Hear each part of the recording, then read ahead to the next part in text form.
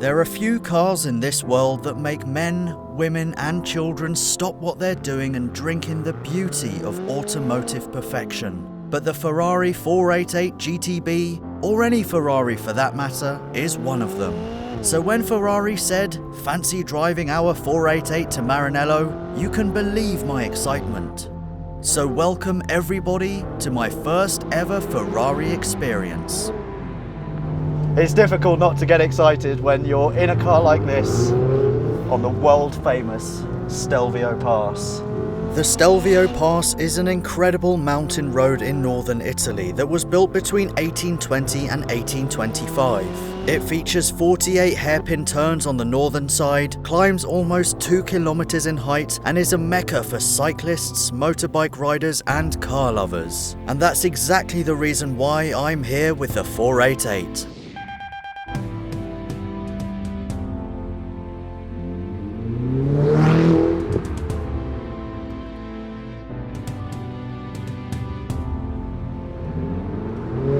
We've got 660 brake horsepower, 560 pound-foot of torque. Now that means that the 488 has got 100 more horsepower than the 458 and 160 more torque. 0 to 62, 3 seconds dead. And here's a really cool figure. 0 to 124 miles an hour in 8.3. If you're interested about the 488 GTB's top speed, that is 208 from a 3.9 litre twin turbo V8. Another cool thing about this car is the aero. We've got a double splitter, a flatter underbelly, and 50% more downforce than the 458. Finely tuned handling, great suspension setup, addictive noise, sharp brakes, and looks to die for. I don't feel like I'm driving this. I feel like we're doing the work together. Very rare that you get a car that makes you feel quite so connected. I feel every single bump. Steering is razor sharp. Turning is quick. Power is massive. How is this my job? Italy definitely knows how to make a road and how to make a car that you will fall in love with.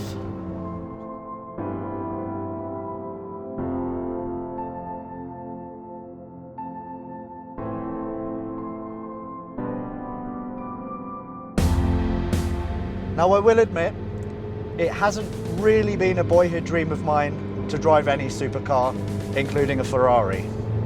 But now, on the Stelvio, in the 488 GTB, I kind of think that I've had a terrible childhood because I should have dreamed about this a long time ago and I should have made driving a Ferrari a realization probably about 15 years ago.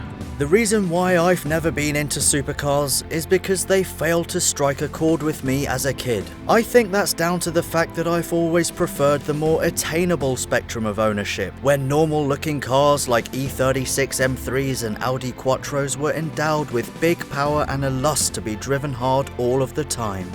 You don't feel like you're driving a Ferrari. You feel like you're both doing the work together. You're holding hands going up a mountain road, figuring out the best lines and just knowing when to go full throttle, when to hit the brakes, and when to shut up and enjoy the noise like now. Towards the end of day one, I gathered my thoughts and came to the conclusion that the 488 is a supercar you immediately bond with. It embraces you in luxury, noise and addictive performance and helps bring out the best of you in terms of knowing when to turn in, how hard to hit the gas and how much force the brake pedal needs before hitting the next hairpin. This 488 is a pin-up car. It's an icon. And I don't care that it isn't naturally aspirated because it sounds mega. The power, the torque, incredible. I mean, mind-blowing. Italy definitely knows how to inject a car with passion, the right amount of aggression, beauty, and the feeling that being a car guy or a car girl, it's just worth it. It's worth the heartache. It's worth people looking at you thinking, why do you like cars so much? This is exactly why. This is how good a road car can be.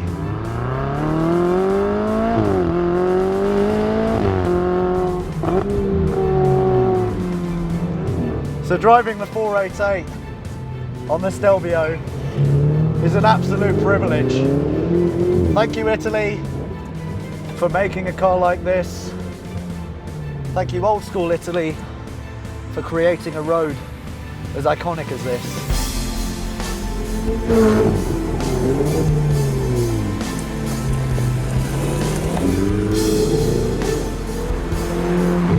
If, like me,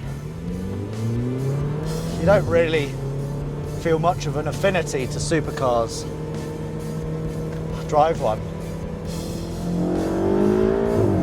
because it will completely rewire your brain and give you a whole new appreciation for what can be achieved. What an amazing piece of road.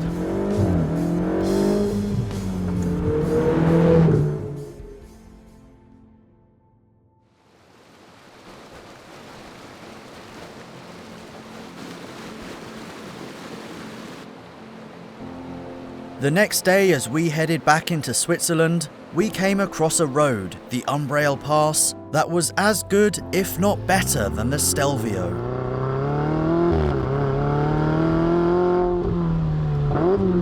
So if you go from the Stelvio, come into Switzerland, about 4 miles, you find this road, the Maranello Pass. The roads are a lot wider, less busy, there are fewer hairpins, which might sound counterintuitive, but after a while, hairpin after hairpin after hairpin does get quite boring. And I know that I'm hitting loads of hairpins here at the moment, but the length to get to the hairpins is longer, which means that you can actually get into 3rd and 4th gear in a car like this. There's trees, there's grass, there's greenery. It smells amazing, it smells so fresh. And you've got mountains as your backdrop, nice valleys. So if you do intend on visiting the Stelvio, and please, for the love of being a car guy or a car girl, head to the Maranello Pass. Now I didn't think it could get any better, having a Ferrari 488 GTB on the Stelvio Pass, but today, as the sun is shining even more, and after we found this road, the Maranello Pass, I think I found heaven. It's hard to put into words how special this whole trip was. From driving what is arguably the perfect supercar, to experiencing the very roads that I've seen so much in TV shows for years. The memories this trip gave me will stay with me, as will my adoration for Ferrari, whose cars crawl under your skin and ignite a passion that will stay with you for life.